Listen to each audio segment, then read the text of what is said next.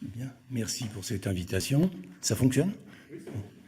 Donc effectivement, j'ai eu l'honneur d'être auditionné de nombreuses fois depuis plus de 30 ans afin de contribuer à l'élaboration puis à la révision des lois de bioéthique. Je dois dire sans grand succès législatif. Alors je vais évoquer une nouvelle fois mes réflexions et propositions en me limitant à l'usage des technologies biologiques dans la procréation humaine. Donc d'abord, à propos du don de gamètes, et qui pose deux problèmes, l'anonymat du donneur et son appariement avec la receveuse. Pour l'anonymat du donneur, il a été institué en France par les banques de sperme il y a plus de 40 ans, puis il a été ratifié par les lois de bioéthique en 1994. Et il apparaît avec le recul ce qui était prévisible, la création de situations psychologiques insupportables par les enfants, qui peuvent les amener à rechercher et à découvrir leurs géniteurs, en particulier grâce à Internet. Les arguments pour le maintien de l'anonymat sont les menaces sur la paix des ménages, les craintes de raréfaction des donneurs. Il ne pèse rien en regard du but légal de l'insémination avec donneur, qui est de faire naître un enfant disposant des mêmes chances d'épanouissement que tous les autres. Et la concession récente des banques de sperme consistant à délivrer des données non identifiantes ne répond absolument pas à cet objectif. Sur la sélection et l'appariement du donneur, nos grands principes d'égalité et du refus de tout eugénisme sont mis à mal par l'assistance médicale à la procréation avec don de sperme, dans l'IAD ou dans la FIV avec donneur, qui place les praticiens en responsabilité de choisir le père génétique de l'enfant. C'est-à-dire de sélectionner d'abord les donneurs de sperme potentiels, puis d'apparier chaque femme receveuse avec le donneur estimé le plus compatible, à la fois pour sa ressemblance avec le père social, mais aussi pour éviter le cumul chez l'enfant de certains facteurs de risque génétique qui sont portés simultanément par les deux géniteurs.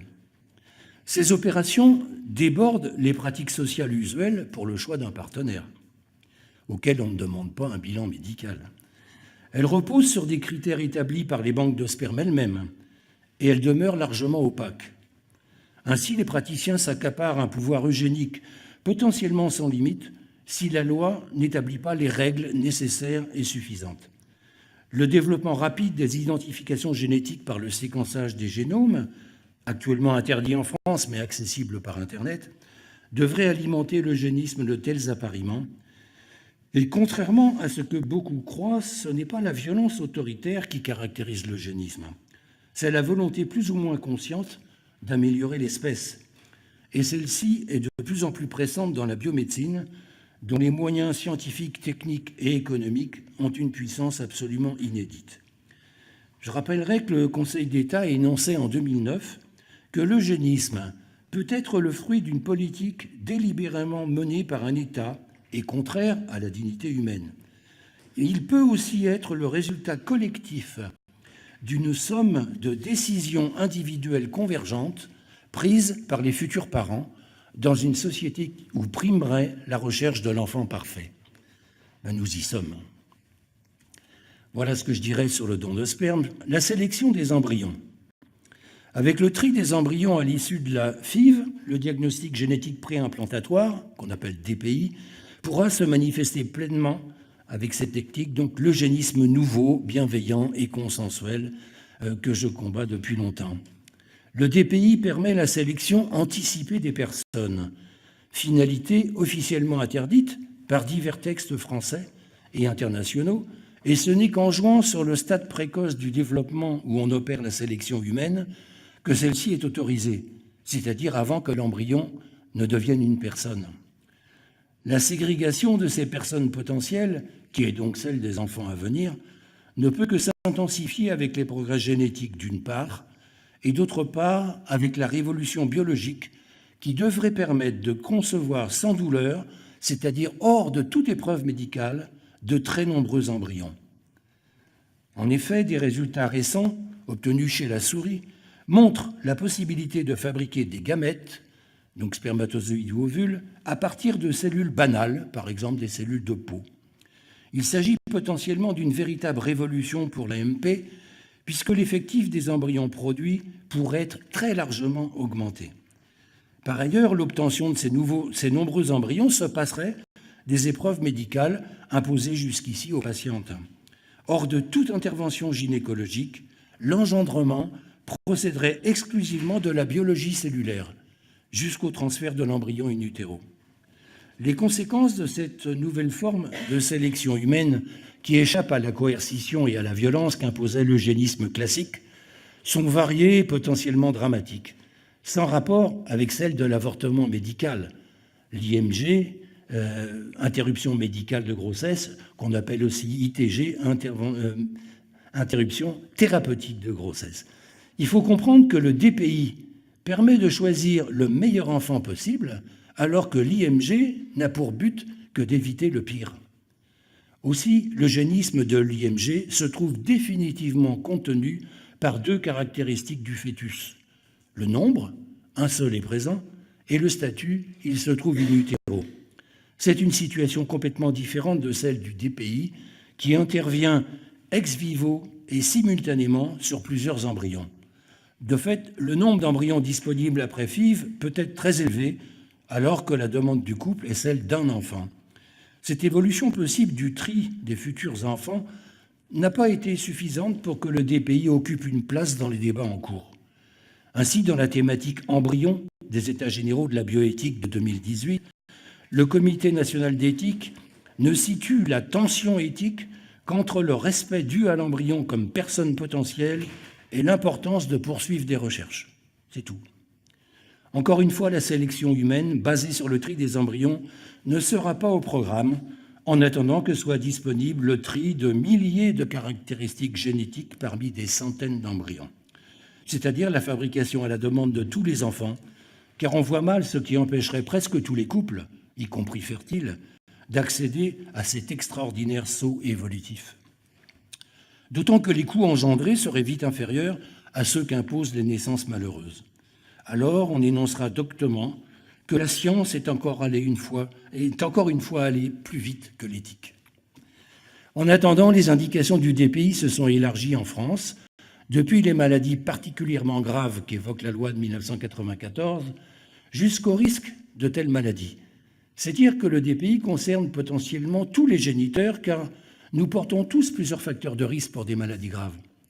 Aussi, l'ancien président de l'Office parlementaire d'évaluation des choix scientifiques et technologiques vient-il de demander l'application du DPI à tous les embryons à risque, ce qui peut viser tous les embryons disponibles in vitro. En effet, le dépistage d'un risque d'une particulière gravité du développement embryonnaire que propose le député concerne potentiellement tout embryon. Par exemple, ceux qui seraient issus de couples dont la tentative précédente de FIV a échoué, soit 80% des couples, mais aussi tout embryon montrant un aspect atypique, cas fréquent qui n'exclut pas du tout la naissance d'un enfant normal. Affirmons-le, si la sélection vient apporter sur de très nombreux embryons issus de nombreuses personnes, elle aura vite un effet sensible sur le génome de l'humanité. C'est seulement en limitant la détection à une seule mutation pour tous les embryons d'un même couple qu'on pourrait circonscrire l'eugénisme du DPI. Il s'agirait d'une restriction législative que je demande depuis bientôt 20 ans et qui figurait dans les propositions des citoyens à l'issue des États généraux de bioéthique de 2009, mais qui n'a pas été prise en considération. Je vais parler un peu maintenant de la modification des embryons. En l'absence d'interrogation sur les dérives du DPI, les débats, parfois délirants, portent plutôt sur l'hypothèse de modifier les embryons grâce à de nouveaux outils. On parle beaucoup de CRISPR-Cas9. Pourtant, la CRISPRisation semble loin d'être maîtrisée. Des effets hors cible sont rapportés, ils sont imprévisibles et largement inexpliqués. De tels effets de la modification du génome peuvent être tolérables pour les animaux et les plantes quand des avantages productifs sont ainsi obtenus. Mais on voit mal leur acceptation dans notre espèce et donc la faisabilité de l'édition du génome embryonnaire si la sécurité absolue pour l'enfant ne peut être certifiée. Aussi, les discours abondants sur les pouvoirs supposés des nouveaux ciseaux moléculaires occultent la réalité et les perspectives de l'alternative, celle-ci déjà en place, le tri des embryons. Un mot sur le bébé, le cas du bébé à 3 parents, où la précaution devrait aussi être de règle. Les praticiens et les médias parlent de bébés à 3 ADN pour qualifier l'enfant qui hérite des ADN nucléaires de son père et de sa mère et des mitochondries d'une donneuse. Les résultats des premiers essais internationaux chez la souris et l'humain devraient inquiéter, car ils révèlent des aneuploïdies ainsi qu'une mixture d'ADN mitochondrial sain et muté et des altérations métaboliques. Par ailleurs, il faut noter que ce transfert de matériel nucléaire dans un ovule énucléé correspond aux gestes nécessaires à la technique de clonage, et qu'alors ces manipulations deviennent aussi l'occasion pour mettre au point cette technique prohibée. Remarquant toutefois que le clonage n'est prohibé en France que s'il a pour but de faire naître un enfant génétiquement identique à une autre personne vivante ou décédée. Or, le matériel génétique d'un embryon que l'on transfère dans un ovule ne correspond encore à aucune personne. Il semble alors que le clonage serait une pratique licite pourvu qu'il soit réalisé avec un noyau embryonnaire. Notons qu'on retrouve ici la même ambiguïté qu'avec l'eugénisme résultant de la sélection embryonnaire, comme évoqué plus haut. Aussi, l'interdit législatif devrait-il porter plutôt sur l'être humain plutôt que sur la personne. À propos des recherches sur l'embryon, ces recherches ont été finalement autorisées sous la pression des praticiens qui les prétendaient nécessaires pour révolutionner la connaissance et les pratiques médicales. En réalité, elles sont demeurées exceptionnelles et elles ne semblent pas répondre aux promesses en termes de résultats. La loi pose en effet que la recherche sur l'embryon doit être susceptible de produire des progrès thérapeutiques majeurs. Même dans les pays où l'encadrement est moins strict, comme la Grande-Bretagne, qui mène de telles recherches depuis bientôt 30 ans, elles n'ont pas apporté de réelles percées thérapeutiques ou scientifiques.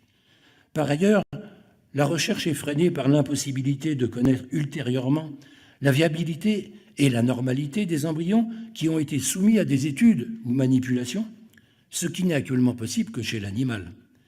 C'est certainement pourquoi le comité d'éthique de l'INSERM vient de franchir une étape décisive. Il demande la possibilité de transférer in utero l'embryon humain à l'issue des recherches, lesquelles sont alors qualifiées de soins. Car, justifie-t-il, la recherche bénéficie directement à l'embryon lui-même quand, dans un deuxième temps, il peut être transféré dans l'utérus à fin de gestation. Cette considération compassionnelle ouvre un nouveau champ pour la réification de l'embryon humain. Je vais dire quelques mots sur les pratiques actuelles de la FIV. On assiste à une escalade au sein de l'assistance à la procréation vers des techniques de plus en plus intrusives, même sans raison objective. Par exemple, la FIV n'a pas de véritable indication médicale une fois sur 3. Elle est aussi souvent l'occasion de pratiques inutiles, mais susceptibles d'effets indésirables. D'ores et déjà, la précaution est négligée dans la pratique quotidienne de la FIV quand des risques épigénétiques sont délibérément mis en jeu. Par exemple, quand les embryons sont cultivés in vitro, plus des 2 jours nécessaires est suffisant, ou sont soumis à des stress variés. Ainsi, l'éclosion assistée, la culture prolongée ou la microcinématographie en continu sont des pratiques dont le bilan bénéfice-risque est plus que douteux. Pourquoi l'Agence de biomédecine recense-t-elle ces techniques qu'elle nomme particulières plutôt qu'en exiger l'évaluation en termes d'efficacité, reproductivité et innocuité selon l'arrêté du 18 juin 2012 ? Enfin, pour finir, je dirai quelques mots des États généraux de la bioéthique de cette année. Depuis les discussions qui ont précédé les premières lois de bioéthique en 1994, je n'avais personnellement jamais constaté, comme il est arrivé lors des derniers EGBE, États généraux, une telle offensive organisée des défenseurs d'une science mythifiée, placée au-dessus des valeurs culturelles, le principe cardinal d'indisponibilité des éléments du corps humain étant de plus en plus écarté au profit du désir des personnes. En même temps, les promesses transhumanistes contaminent les institutions scientifiques et poussent à réhabiliter l'eugénisme qui exigerait la modernité et la compétition économique.